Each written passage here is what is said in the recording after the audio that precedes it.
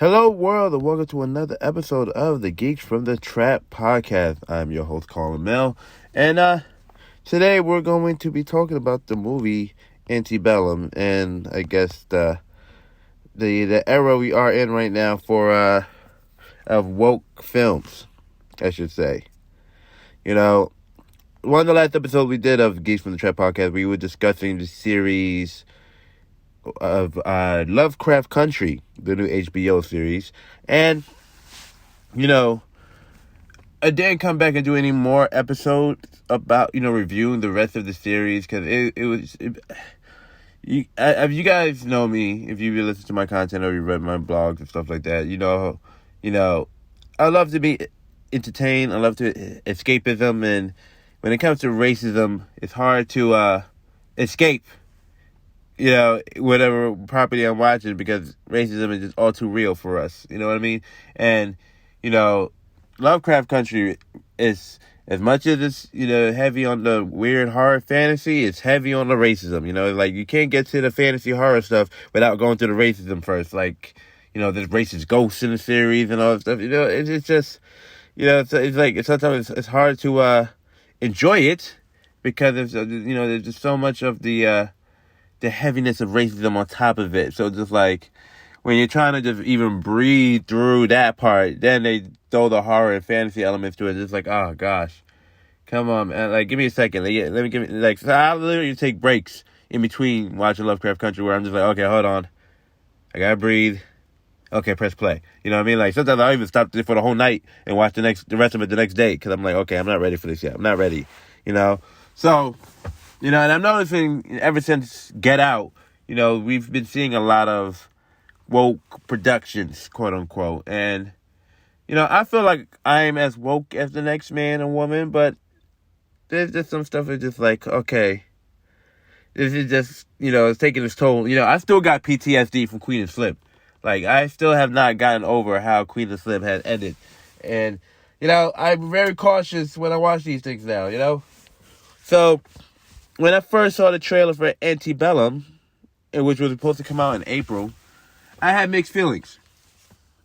Now, I knew I wanted to see it, but I didn't know how fast I was going to see it, how much of a rush I was going to be in see it, because I knew that it was going to have to do with slavery.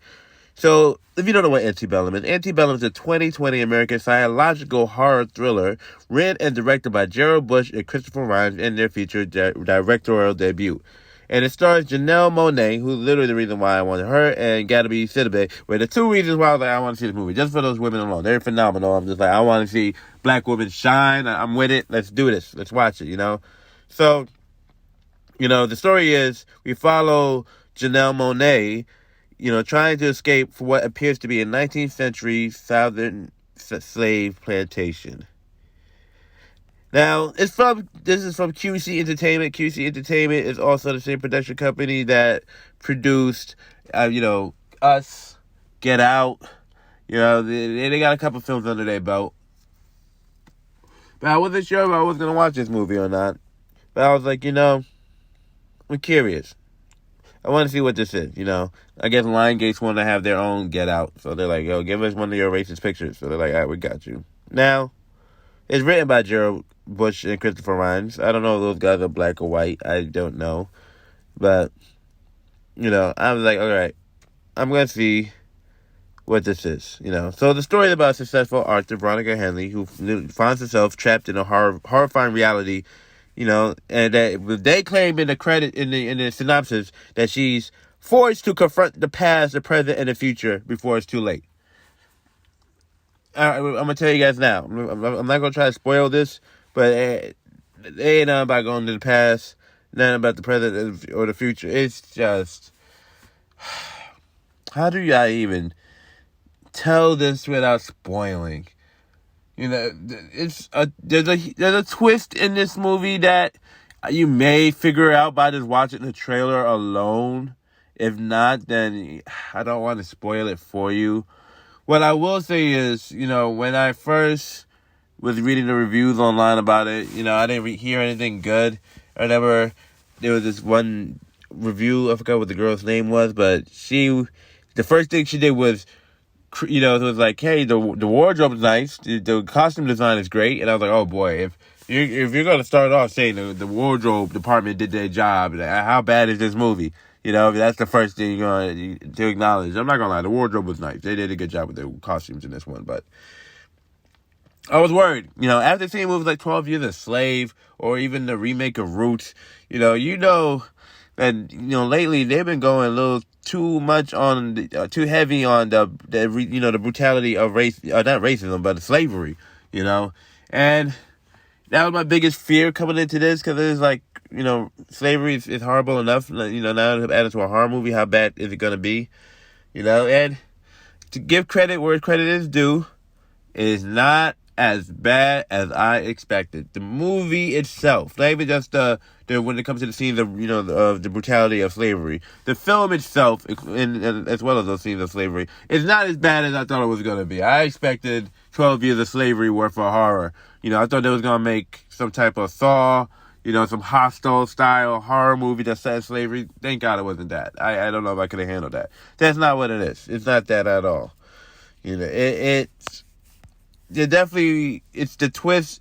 It's definitely, I guess, the thing that makes the story, and it's horrible that they edited it this way, where you figure out the twist later on in the story as the story goes on, and you go, oh wait, what's going on? I would prefer if they did it a more linear way of telling the story. But it's not a very linear story. It starts off with her in slavery, and you're guessing, wondering, okay, what's going on? What year is this? Is this 19th century? This Janelle Monáe's, ancestor that we're watching right now. But, I gotta say, the film was written very well. It was directed very well. It was acted very well. It was a movie for all purposes of filmmaking and cinema. It was a film. It was everything you want from, not everything you want from a film. I'm not saying that. It's everything you expect from a film. It's a very Hollywood picture. Everything was shot perfectly, lit perfectly. The cast was perfect. So I'm gonna have to get some spoilers eventually. I'm gonna tell you when the spoilers are gonna start. I'm not gonna say it yet, but for all the purposes, it was a movie. All the boxes were checked off. It's not some random low budget movie. It's definitely, it felt like maybe an episode of The Twilight Zone, or Tales from the Dark Side, maybe, or even a Black Mirror, or so to speak. It's not what you think it's going to be. So, all right, let's get to the spoilers, people. Let's get to the spoilers. But before I get to spoilers, I will say, at first I wasn't going to see it because, one, they was charging $20 to rent it, and I'm just like, if I'm spending $20, I want to buy it, not rent. If I wanted to just see it one time, I'll just go to the theaters, but of course the theaters are closed, so that's not an option. So it makes sense to spend $20, because if you would have spent $20, you saw it in theaters anyway. But y'all know me, I have AMC stub lists or whatever, A-lists. My ass was paying $24 a month to see 3 movies a week, so, I'm like, y'all not telling me nothing. But I watched it, and I don't hate it. I don't love it, but I'm not, the film started off and I was just in anger watching the scenes of slavery. But then the story continues, when, at least 40 minutes into the movie, here comes the spoiler. Now we go to modern day. You see, she's a successful book author. She's doing speeches. She's on TV. She's shutting down racist white men on TV, and everything's all good and dandy. And then she gets an interview on a computer, and we see that that's the same woman that we saw on the plantation 40 minutes ago. Before that point, and then I don't know about everybody else, but I know for me, I started going, wait, so that's the woman who put her in the plantation. So the question after that is just, how the hell did she end up on this plantation? Or why? Or when is this plantation? As the story continues, I don't know how fast everybody else caught on to it. But, after Janelle gets kidnapped and brought to slavery, we notice the guy that's raping her has a cell phone. So she didn't go back in time. She didn't time travel. This is modern day. They got a plantation somewhere in modern day, and they kidnapping black folks and bring them to this plantation. Now, I started realizing at this point, hold on, where is this plantation? How? Because they're not, if you look at the history, plantations are still around, but then, they're not slaves on there right now. But if you're like, it makes you start questioning, like, okay, where could this possibly be done if this is modern day? You can't just randomly bring people to a spot, a plantation that nobody know about, and then it hits me. Are they at a reenactment park?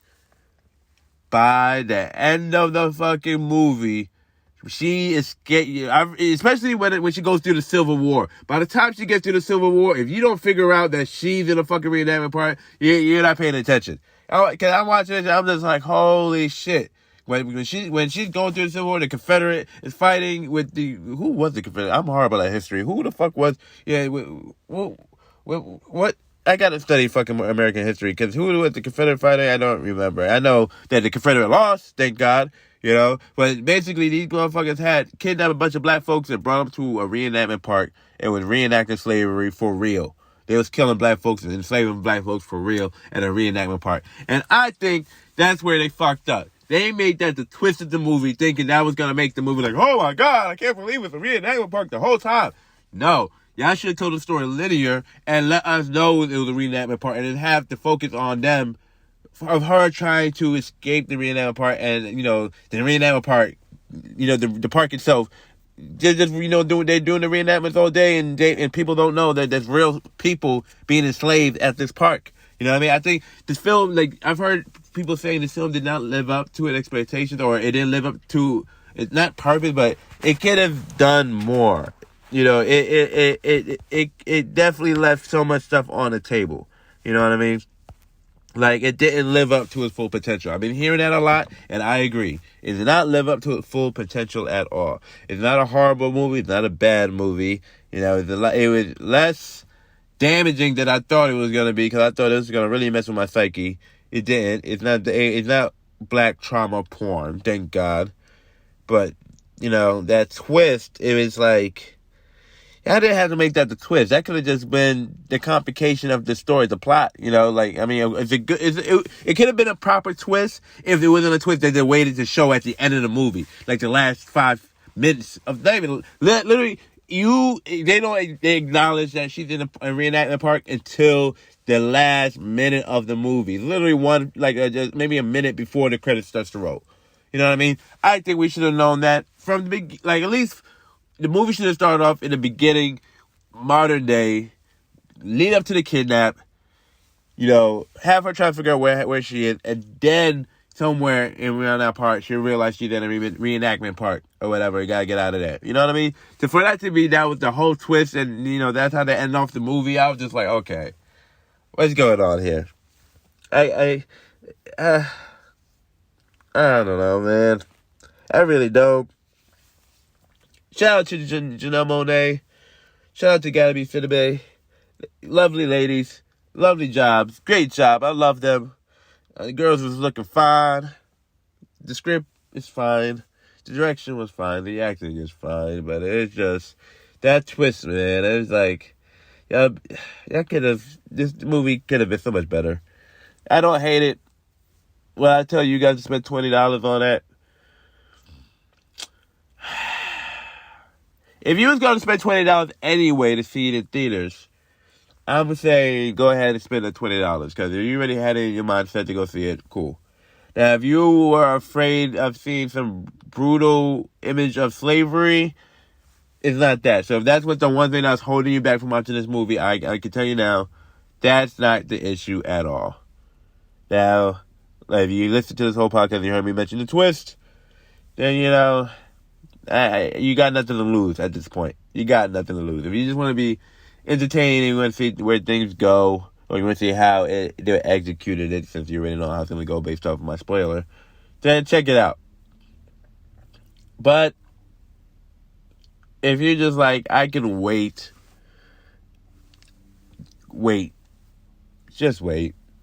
It's not something where it's going to have us talking about it for weeks, like Get Out or Us. Those movies definitely had us, rewatching it and try to figure things out and try to pick clues and look at symbolism and all that. You're not going to get this from here. That twist is the one-time only twist that is like, okay. They kidnapped black folks and put them in a reenactment park and made them relive slavery. Okay. Like, that's it. That's all you're going to get out of that twist. It's like, okay. And, like, that was like some M. Night Shyamalan dumbass twist type of twist, if you ask me. I would have enjoyed it better if we knew that maybe in the middle of the second act and the rest of the movie was her trying to get back to regular civilization to understand, or, get the people who's visiting the park to say, hey, I'm not a real slave. This is not a reenactment. They slaving us for real. Like, it's something. You know what I mean? It's just like, it was just, I don't know, man. So, like I said, guys, if you plan on seeing this movie, go check it out. If you're afraid of the slavery scenes, it's not that bad.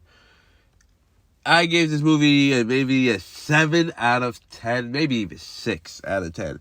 And I'm only giving it a 6 is because of because like I said, the writing was great, the acting was great, the cinematography, the wardrobe, all that, everything, and all they checked all the boxes.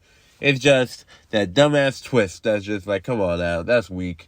Like, if you're gonna make that twist, let's ride with that twist for a minute. Don't just end the movie with that twist and be like, yep, that's all. She was in the reenactment park, y'all. But she made it. She's out the park now. Like, what? Are you fucking crazy? That's it? Nah. Nah, sir. Nah.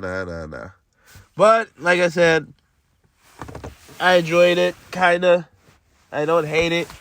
It takes a minute for you to really get into it. Especially when it starts off with all the slavery stuff, but after a while, it starts to intrigue you a little bit. You know what I mean? Unlike fucking Lovecraft Country, where I'm confused every fucking time I watch this shit. Like, I gotta watch it more than once to try to understand what the hell just went down. Like, this show has literally, I don't know if you guys been catching up with the show, but I think we're 5 episodes in, and so far, we've seen monsters attack people in sundown towns. We've seen haunted houses with dead spirits, black folk who was tortured by a racist white doctor, and we've seen, transsexuals, hiding under, not hiding, but basically cursed and living under, near buried treasure and all this stuff, and we see shapeshifters that could basically shapeshifters where they could, change their skin, and a black woman could pretend to be a white woman for a day, and a white woman I'm about to spoil a whole bunch of stuff, so let me stop. It's just, it's just a lot. It's a lot, guys. And, I feel like this era of woke entertainment's not going anywhere anytime soon. And like I said, I'm as woke as the next person. But it's just like, Lord, man. Lord. It's just too much sometimes, y'all. Just too much. Am I going to keep watching Lovecraft Country? You goddamn right I'm going to keep watching Lovecraft Country. I'm just saying, can I be entertained with some fantasy and stuff without having to deal with the reality of slavery or racism? Or, you know what I mean? It's like, can I just enjoy fiction? Can fiction just be fiction? Do we always gotta have to deal with the man all the goddamn time? Like, can't we just go to the future and just be a story about black folks going to the future, trying to get back to the past, go back to the future, or go to the, you know what I mean? It's just, I just want more of my entertainment where we don't have to deal with the crutch of racism at any point. But I guess, hey, that is the reality that we live in. That's the world that we live in. Racism exists. Racism exists. I get it. Cool. But, man, I just want to be entertained at this point. But definitely check out Antebellum if you're into a good psychological horror thriller movie. It's not as bad as I thought it will be.